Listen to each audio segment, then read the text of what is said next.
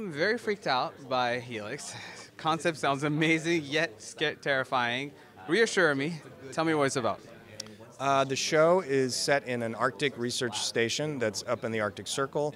It's a medical research facility that sort of lies outside of international law, and it's not really under the control of any particular government.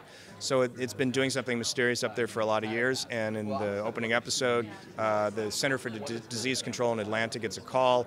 Something is broken out in the lab. There's a virus, and they're worried about how it's going to affect people. A CDC team is dispatched to go deal with it, and once they get there, they discover a lot more has been going on in the space than they were even told at the beginning, and they kind of quickly realize that the research that's going on here could affect people for the good or for bad, and they're really grappling with sort of big themes and ideas about what's the future of humanity, and should we even try to tackle this? Is this once again us reaching too far? Are we playing God again? It's sort of an eternal theme of science fiction is how far is too far, and just because you can do something, should you try to do it? And so it's that kind of a show.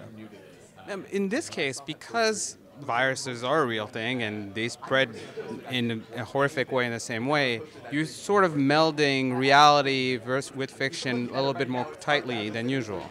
Yeah, I think when science fiction works well, it does exactly that. You want to take real things, real ideas in science and technology, and see how they would affect human beings, and what would happen if this really were to come to pass. So the closer you can hew to actual science and actual research, the better, because it just gives the story more weight.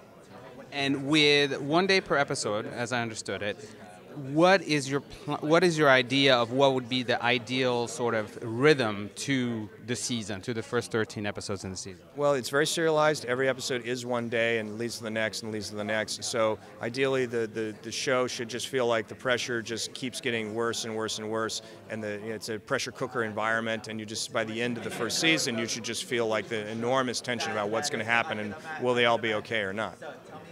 Will they all be okay? Probably not.